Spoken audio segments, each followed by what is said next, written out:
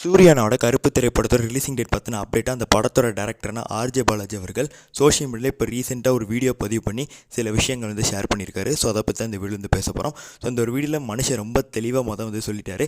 என்ன அப்படின்னா, பொங்கல் ஸ்பெஷலாக நமக்கு கருப்பு படத்துலேருந்து எந்த விதமான போஸ்டர் வராது, ஹாப்பி பொங்கல்னு சொல்லி இந்த மாதிரி happy new year, happy Deepavali, happy Ramzan சொல்லி 473 போஸ்டர்ஸ் வெளியிட்டாச்சு. ஸோ அது ஃபேன்ஸுக்கு வந்து பிடிக்கிறதுல எனக்கு தெரிஞ்சிருச்சு. அதனால் நான் அடுத்த கருப்பு திரைப்படத்துலேருந்து ரிலீசிங் டேட் அப்டேட் தான் வந்து கொடுப்பேன். நாங்கள் வந்துட்டு அடுத்து செகண்ட் சிங்கிள் தான் பிளான் பண்ணியிருக்கோம். செகண்ட் சிங்கிள் வரும்போது ஸோ அதோட எண்டிங்கில் ரிலீசிங் டேட் இருக்கிற மணிக்கு தான் வரும், இல்லைனா அது வரைக்கும் எந்த ஒரு அப்டேட்டும் கிடைக்காத மணிக்கு வந்து சொல்லியிருக்காரு. ஸோ ஒரு விஷயம் நல்லா மென்ஷன் பண்ணியிருக்காரு.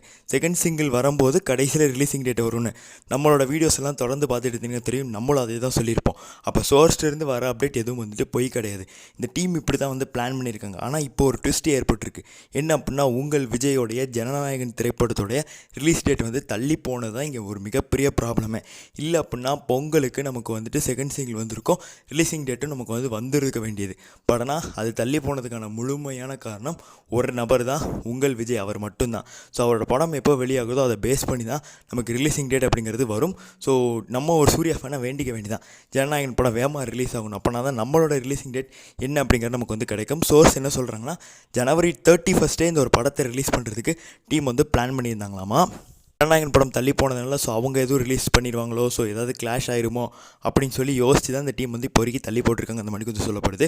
ஸோ அதே மாதிரி நானுங்க இப்போ வந்து கேட்குறோம், என்ன அப்படின்னா, நீங்கள் வந்துட்டு ரிலீசிங் டேட் சொல்ல வேணாம், செகண்ட் சிங்கிளாவது கொடுக்கலாம்ல, ஃபேன்ஸோட எதிர்பார்ப்பு சாட்டிஸ்ஃபை பண்ணுற மணிக்கு அப்படின்னா. ஆர்ஜே பாலாஜி ஒரு விஷயத்தில் தெளிவாக இருக்காரா, அடுத்த அப்டேட்டுன்னு ஒன்று கொடுத்தா நான் ரிலீசிங் டேட் தான் வந்து கொடுப்பேன். ரொம்ப நாளாக ஃபேன்ஸ் எல்லாமே ஈகராக வெயிட் பண்ணிகிட்டு இருக்காங்க.